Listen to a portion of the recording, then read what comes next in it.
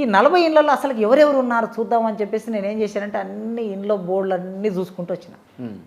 అన్ని ఇండ్ల దగ్గర వెనక తోకలు ఉన్నాయి, అన్ని ఇండ్ల దగ్గర ఒక్కరు కూడా వేరే తోక లేని మనుషులు లేరు. 43 ఇండ్లు ఉంటే ఒక్కొక్కటి 10 కోట్ల వాల్యూ చేసేటటువంటి ఇల్లులు అవన్నీ విల్లాలు గేటెడ్ కమ్యూనిటీ. అంటే మరి అక్కడికి ఇంకొకరిని ప్రవేశించనీయలే. అపార్ట్మెంట్లు అయినా జిల్లా హెడ్ క్వార్టర్లో, హైదరాబాద్ హెడ్ క్వార్టర్లో అపార్ట్మెంట్ల నిర్మాణం, కోమటోళ్ళందరూ కలిసి ఒక అపార్ట్మెంట్ నిర్మాణం, బ్రాహ్మణులందరూ కలిసి ఒక అపార్ట్మెంట్ నిర్మాణం, రెడ్లందరూ కలిసి ఒక అపార్ట్మెంట్ నిర్మాణం, ఇట్లా నిర్మాణం చేసుకుంటున్నారు. అంటే అందులోకి ఇంకో కులంవాడు వచ్చే అవకాశం లేదు. ఇది ఇంకో రకమైన వివక్ష. ఇది వివక్ష అని అర్థం కాదు, చాలా ఫ్లూయిడ్గా ఉంటుంది, అంటే ద్రవస్థితిలో ఉంటుంది, ఘనస్థితిలో కనిపించదు మనకి. ఇప్పుడు అమెరికా వెళ్ళారు మన వాళ్ళు చాలామంది. మరి అమెరికాలో కూడా కుల నిర్మూలనకి, కుల వివక్ష వ్యతిరేకంగా అమెరికా చట్టం చేసింది ఒక రాష్ట్రంలో రీసెంట్గా. అమెరికా కూడా చట్టం చేయాల్సిన పరిస్థితి ఎట్లా వచ్చింది? అమెరికాలో కులం లేదు కదా. మన దేశం నుంచి వెళ్ళిన వాడు అక్కడ కుల వివక్షను అమలు చేస్తున్నాడని పెద్ద పోరాటం జరిగితే వాళ్ళు చట్టం చేశారు. అంటే కులం అనేది ప్రపంచంలో ఎక్కడికి ప్రయాణం చేసినా బ్రాహ్మణుడు ఆ కులాన్ని వెంట మోసుకొని పోయి బ్రాహ్మణిజాన్ని అక్కడ విస్తరింపజేసే ప్రయత్నం జరుగుతుంది. డాక్టర్ బిఆర్ అంబేద్కర్ గారు కులం పునాదుల మీద ఒక జాతిని కానీ నీతిని కానీ నిర్మించలేము అని చెప్పేసి అంత పెద్ద స్టేట్మెంట్ పాస్ చేసినా కూడా ఇవాళ కమ్యూనిటీ భవనాలు, విల్లాలు ఇట్లా నిర్మిస్తున్నారు. నిజంగా ఒకప్పుడు ఎట్లుండేదంటే లేని వాళ్ళు ఏమన్నా అడిగితే మనం అర్థం చేసుకోవచ్చు. ఏమీ లేని వాళ్ళు, అయ్యా మా పిల్లలు చదువుకోవడానికి హైదరాబాద్కు వస్తే ఉండడానికి లేదు, ఒక హాస్టల్ భవనం కట్టుకుంటాం, ఓ మాదిగ భవనం, ఒక మాల భవనం, లేకపోతే ఒక అంబేద్కర్ భవనం, ఒక జగజీవన్ రావు భవనం కట్టుకుంటామని అడిగితే మనం దాన్ని ఒక మేరకు అర్థం చేసుకోవచ్చు. కానీ 100 సంవత్సరాల కిందటనే ఈ రాష్ట్రంలో, తెలంగాణ రాష్ట్రంలో రెడ్డి హాస్టల్ ఏర్పడింది. సురవరం ప్రతాప్ రెడ్డి గారు ఆ హాస్టల్కి సెక్రటరీగా పనిచేశాడు. 100 సంవత్సరాల కిందటే బ్రాహ్మణ హాస్టల్ ఏర్పడింది. 60-70 ఏళ్ల కిందటనే వైశ్య హాస్టల్ ఏర్పడింది, ముదిరాజు హాస్టల్ ఏర్పడింది, పద్మశాలి హాస్టల్ ఏర్పడింది, గౌడ హాస్టల్ ఏర్పడింది, యాదవ హాస్టల్ ఏర్పడింది, పెరిక హాస్టల్ ఏర్పడింది. అంటే కులాల పేరు మీద హాస్టల్ నిర్మాణం చేసుకోవడం, కులాల పేరు మీద భవనాలు కట్టుకోవటం, 100 years హిస్టరీ ఉంది వీటికి. మరి దళితులకి హాస్టల్ లేదు. హైదరాబాదుకు దళితులు వచ్చి చదువుకోవాలనుకుంటే ఎక్కడ హాస్టల్ లేదు. ప్రభుత్వం 1960-62 ప్రాంతంలో ఎక్కడనో మజంజాయి మార్కెట్లో ఒక హాస్టల్ పెడితే ఆ హాస్టల్లో ఇవాళ కొద్దిగా రాజకీయ నాయకులుగా, పెద్ద కవులు, కళాకారులుగా దళితుల నుంచి ఎదిగినటువంటి వాళ్ళందరూ అక్కడ చదువుకున్న వాళ్ళే. గద్దర్ మజంజాయి మార్కెట్ ఎస్సీ హాస్టల్లో చదువుకున్నాడు. తర్వాత మోత్కుపల్లి నరసింహులు గారు మజంజాయి హాస్టల్లో చదువుకున్నాడు. మంద జగన్నాథం గారు, ఇట్లాంటి పెద్ద పెద్ద పేర్లు రాజకీయాల్లో ఉన్నటువంటి వాళ్ళందరి పేర్లు మనం చెబితే వాళ్ళందరూ హాస్టల్, గవర్నమెంట్ పెట్టిన హాస్టల్లో చదువుకున్నారు. కానీ అదే రెడ్లు, వెలుమలు, కాపులు, కమ్మలు వాళ్ళు కుల పేరు మీద పెట్టుకున్న హాస్టల్లో చదువుకున్నారు. అందుకోసమే భవనాలు అనేవి ఇవాళ నిర్మాణం ఎట్లా నిర్మాణం అవుతున్నాయి? మాదిగ భవనం, మాల భవనం, రెడ్డి భవనం, బ్రాహ్మణ భవనం నిర్మాణం చేయాలని అడుగుతున్నారు. అన్ని కులాలు అడుగుతున్నారు. జిల్లా హెడ్ క్వార్టర్లో కూడా కులాల పేరు మీద భవనాలు నిర్మాణం చేస్తూ ఉన్నారు. అంటే మరి ఆధిపత్యము, శక్తి, బలము, డబ్బు ఉన్న కులాలు నిర్మాణం చేసుకుంటాయి. మరి లేని కులాల పరిస్థితి ఏమిటి? అంటే లేనివాడు అడిగిందంటే సానుభూతితో మనం అర్థం చేసుకోవచ్చు. అన్నీ ఉండి, సమాజంలో నీకు గౌరవం ఉండి, సమాజంలో నీ ఆధిపత్యం ఉండి, నీవు కూడా కులం పేరు మీద చలామణి కావటం అనేది ఎట్లా ఇది సరైనది అవుతుంది భారత సమాజంలో అనేది చాలా ప్రశ్నలు మన ముందు ఉన్నాయి. కుల వివక్షత ఉండొద్దు, రానున్న రోజుల్లో ఈ అంటరానితనము పోవాలి అని చెప్పేసి రిజర్వేషన్లు కేటాయించి నిమ్న స్థాయిలో ఉన్నటువంటి వర్గాలను పైకి తేవడం కోసమే రిజర్వేషన్లు పెట్టారు. అంతే కదా? అంతే కదా సార్? Right, okay. వాటిని ఈ నిమ్న స్థాయి వర్గాలు పూర్తి స్థాయిలో ఉపయోగించుకోవడం లేదు అని అంటే మీరేమంటారు? నిజమే, ఒప్పుకుంటాను. ఇది వీళ్ళ చేతగానితనం అని అంటే అట్లా ఉండదు, అట్లా అర్థం చేసుకోవద్దు మనం. నిమ్న వర్గాలు అంటే దళిత కులాలు, దళితుల్లో ఉన్న ఇంకా కింది కులాలు రిజర్వేషన్ ఫలాల్ని పూర్తిగా పొందలేకపోతున్నాయి. పొందకపోవడానికి కారణం ఏమిటంటే వాళ్ళ సామాజిక పరిస్థితి.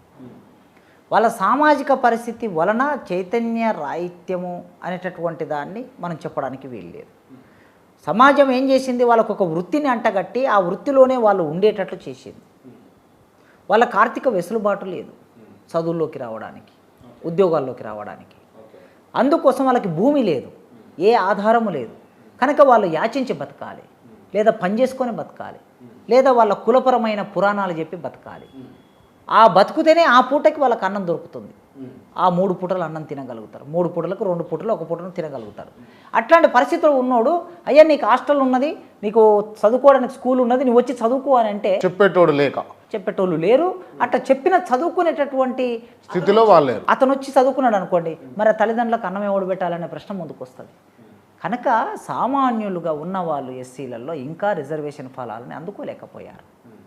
ఈనాటి వరకు కూడా 73 ఏళ్ళు అయింది రాజ్యాంగం అమల్లోనికి వచ్చి, రిజర్వేషన్ అమల్లోనికి వచ్చి 73 ఏళ్ళు అయింది. రైట్. అంటే పూర్తి స్థాయిలో అవగాహన ఉండి, నేను కొంతమంది వ్యక్తులను చూసిన, అవగాహన ఉండి, అవకాశం ఉండి, మందుకు బానిసై, విలాసవంతమైన జీవితాలకు బానిసై. విలాసవంతమైన అంటే లగ్జరీ లైఫ్ కాదు, అక్కడున్న పరిస్థితుల్లో దాన్నే విలాసవంతంగా చిత్రీకరించుకొని తాటి చెట్టు కింద కళ్ళు తాగుడు, ఈత చెట్టు కింద కళ్ళు తాగుడు, ఊర్లల్లో చలామణి అవుడు.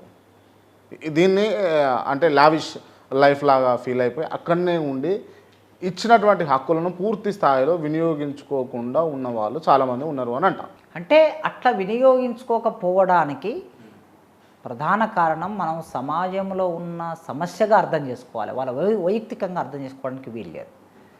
ఎందుకంటే ఒక మనిషి తాగుబోతుగా మారుతున్నాడంటే, ఒక మనిషి పని చేయకుండా వృధాగా ఉంటున్నాడంటే, ఈ సమాజము ఆ మనిషికి కావలసిన సరైన గైడెన్స్ ఇవ్వటం లేదు. ఈ ప్రభుత్వం సరైన గైడెన్స్ ఇవ్వటం లేదని నేను అర్థం చేస్తాను. అంటే ఇది మొత్తం ప్రభుత్వం బాధ్యత. నేను వ్యక్తుల తప్పు పట్టను. ఎప్పుడైనా ఒక వ్యక్తి తప్పు చేశాడంటే అది సమాజంలో భాగంగా చూడాలి, వ్యవస్థలో భాగంగా చూడాలి. అందుకోసమే ఈ వర్గాలు ఇంకా ప్రధాన స్రవంతిలోకి రాలేదంటే మనం ఎట్లా చూడాలి? ఈ వర్గాలలో ప్రధాన స్రవంతిలోకి రాగలిగే ఒక వాతావరణం లేదు. ఇవాళ ఏదో గవర్నమెంట్ ఇచ్చినటువంటి ఇంత అసైన్డ్ భూమి ఉండటం మూలంగా, మా నాయన దున్నుకోవటం మూలంగా, తిండికి ఏ ఇబ్బంది లేకపోవటం మూలంగా నేను చదువుకొని ఇంత దూరం వచ్చిన. అదే నా పక్కన ఉన్నటువంటి మా చిన్నాన్నలు, మా పెదనాన్నలు, వాళ్ళ పిల్లలు వాళ్ళు అక్కడే ఉండిపోయారు. నాతో పాటు నా ఏజ్ గ్రూప్ ఉన్నటువంటి వాళ్ళందరూ మట్టి పని చేసుకోండి, వలస పోయి, దేశాలు పోయి, గుంపు మేస్త్రులతో దేశాలు పోయి వలస జీవితం జీవించి పెళ్ళిళ్ళు చేసుకొని అక్కడితో ఆగిపోయారు. నేను ఒక్కనే ముందుకు రాగలిగిన. ఎందుకు రాగలిగిన? నాకు ఇంత భూమి ఉంది కనుక. కనుక ఈ ప్రభుత్వమైన వ్యవస్థ అయినా ఆ మనిషికి ఇంత భూమి ఆధారం పండించుకోవడానికి ఉన్నప్పుడు కడుపుకు వెళ్తుంటే తన పిల్లల్ని చదివించుకోవాలనే ఆలోచన వస్తుంది ఎప్పుడైనా మనిషికి. ఓకే. కనుక ఆ కడుపుకు వెళ్ళే పరిస్థితి లేకపోవటం మూలంగా ఈ రోజుకు ఆ రోజు కూలి చేసుకోవాలి. ఆ కూలి చేసుకున్న డబ్బులు వస్తే ఆ డబ్బులు వెళ్ళి మీరు అన్నట్లు ఆ తాటి చెట్టు కిందనో, ఈత చెట్టు కిందనో, లేకపోతే వైన్ షాపులలో ఇంత తాగి ఇంట్లో పడుకొని ఇంత తెచ్చుకొని తిని పడుకునేటటువంటి ఒక వాతావరణం, అది చైతన్యం లేకపోవటం, తెలియకపోవటం, అమాయకత్వం. అరే మనము ఈ సమాజంలో ముందుకెళ్ళాలి, సంపద మీద హక్కు సంపాదించుకోవాలి, రాజకీయ వ్యవస్థలో మనం భాగం కావాలి, రాజ్యాధికారంలో భాగం కావాలి, రాజ్యాంగం మనకు ఒకటి ఉన్నది, ఇన్ని హక్కులు ఇచ్చారు అనే విషయం కూడా వాళ్ళకు తెలియదు. అంటే నేను అడుగుతున్నా సార్, అంటే అంబేద్కర్కి ఏముండే? వీధి దీపాల కింద చదువుకోవడానికి ఏం అవసరం ఉండే? ఇంత జాతి కోసం ఇంత కష్టపడాల్సిన అవసరం ఏముండే? దేశం కోసం ఇంత కష్టపడాల్సిన అవసరం ఏముండే? తనకి ఎక్కడ ఆ సదుపాయం ఉన్నది? తను కల్పించుకున్నాడు కదా సదుపాయాలను. అంటే ఏది తన అంతటా నీ దగ్గరకు రాదు, శోధించి సాధించాలి అని అంటారు కదా.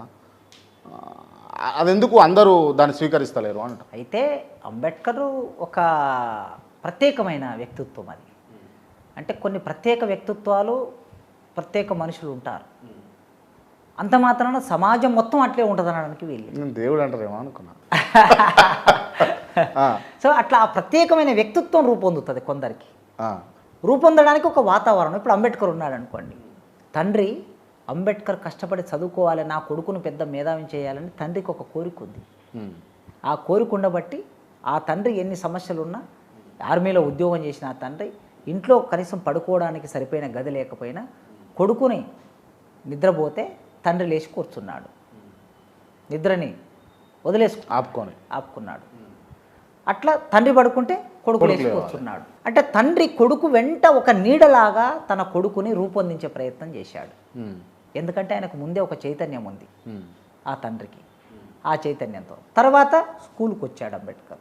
స్కూల్లో అనేక అవాంతరాలు ఎదురైనాయి. అవాంతరాలు ఎదురైన తర్వాత అక్కడ ఒక టీచరు అంబేద్కర్ను దగ్గరికి తీసుకొని చదువు చెప్పిండు. మధ్యాహ్నం తినడానికి తిండి లేకపోతే తాను తీసుకున్న టిఫిన్ బాక్స్లో ఇంత అన్నం అంబేద్కర్కు పెట్టిండు, పెట్టి మ్యాథమెటిక్స్ చెప్పిండు. ఆ టీచర్ ఆదరించిండు. ఇక్కడ అట్నుంచి కొద్దిగా ముందుకు వెళ్తే కేలుస్కర్ అనే మరో టీచర్, ఒక సంఘ సంస్కర్త, అంబేద్కర్కి చదువుకోవడానికి పుస్తకాలు తెచ్చిచ్చిండు, బుద్ధుడు జీవిత చరిత్ర తెచ్చిచ్చిండు. అట్నుంచి కొద్దిగా ముందుకెళ్తే బరోడా మహారాజు అంబేద్కర్కి స్కాలర్షిప్ ఇచ్చిండు.